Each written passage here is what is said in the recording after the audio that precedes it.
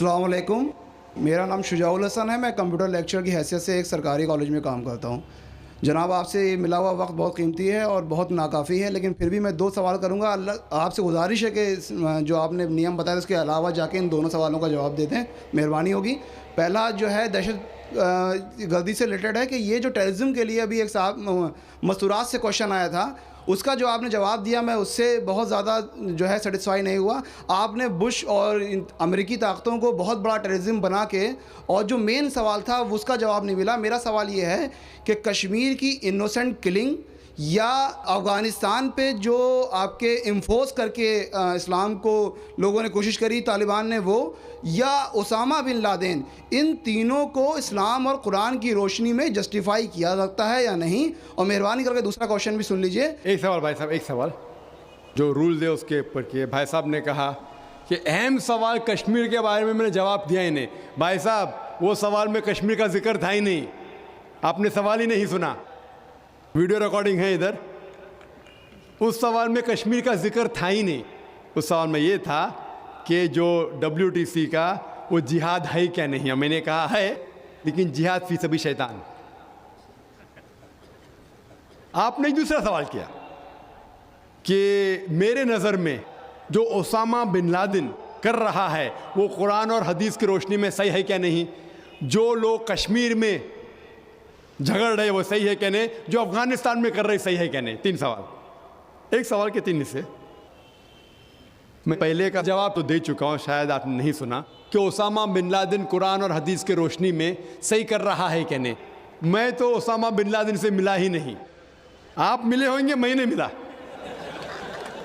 अल्लाह ताला फरमाते सूरह हुजुरात में सूरा नंबर 49 आयत नंबर 6 में, जब भी कोई आपको इन्फॉर्मेशन, कोई चीज़ मालूम पड़ती है, खुसूसन अगर फासिक के ज़रिए है, तो उसकी तहकीक करो। सो मुझे पता नहीं, जो ये CNN कह रही है कि ओसामा बिन लादेन ने WTC को गिराया, ओसामा बिन लादेन तो कहता मैं नहीं गिराया।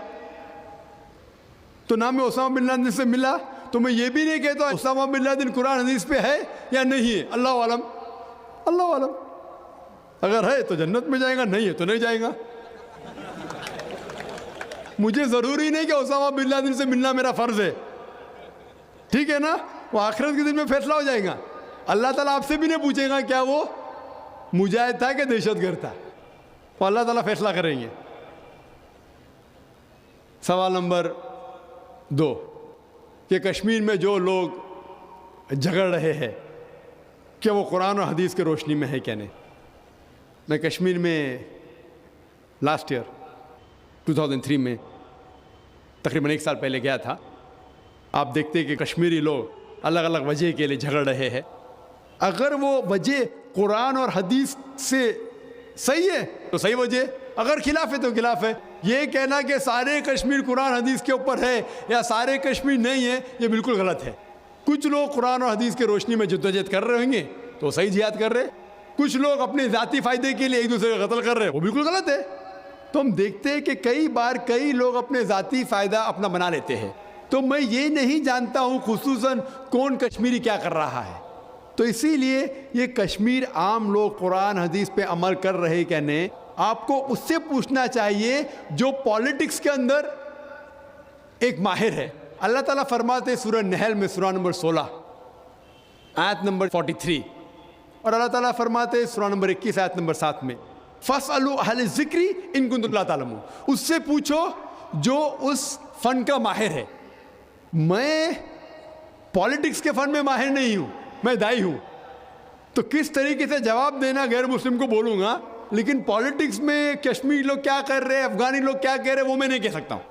मैं उस फन का माहिर नहीं हूँ। अगर कहूँगा तो कुरान के खिलाफ जाएगा। आप उससे पूछो जो माहिर है। मैं इस फन का माहिर नहीं हूँ, मैं दावती मैदान का माहिर हूँ। आप भगवत गीता के बारे में पूछिए, रामायण के बारे में पूछिए, हिंदुइज्म के बारे में पूछिए, ईसाईयत के बारे में पूछिए, ये अफगानिस्तान के बारे में या कश्मीर के बारे में मैं इस फन का माहिर नहीं हूँ। लेकिन ये जानता हूँ मैं कि जहाँ तक कि अफगानिस्तान का ताल्लुक़ है, तालिबान का ताल्लुक़ है, हम देखते हैं CNN के अंदर कि कई बार BBC और CNN में दिखाया गया कि तालिबान एक खातून को बेदर्दी से मार रहा है। अरे तालिबान खवातीन को मारते हैं जालिम लोग। क्योंकि दाई होने के हैसियत से मैं कई ममालिक का दौरा करता हूँ। 2 साल पहले मैं मलेशिया में गया था। वहाँ एक शौहर और बीवी से मुलाकात हुई जो डॉक्टर थे। बीवी गायनोकोलॉजिस्ट थी और शौहर सर्जन थे। उन्होंने तकरीबन 1 महीना अफ़गानिस्तान में रहे और उन्होंने कहा मुझसे कि ये जो टीवी में दिखा रहे थे कि तालिबान लोग ख़वातीन को मार रहे, ये बिल्कुल गलत है। मैंने पूछा आपको कैसा पता गलत है? तो उसने मुझसे कहा, वो मियाँ बीवी ने कहा, क्योंकि तालिबान को जो पगड़ी बांधते हैं उनके बांधने का एक खुसूसी तरीका है। मिसाल के तौर पे जब हम अरबों को देखते, हमारे लिए जो अजम है, हमारे लिए सब अरब एक जैसे पगड़ी बांधते, फेटा बांधते, अपना गतरा बांधते।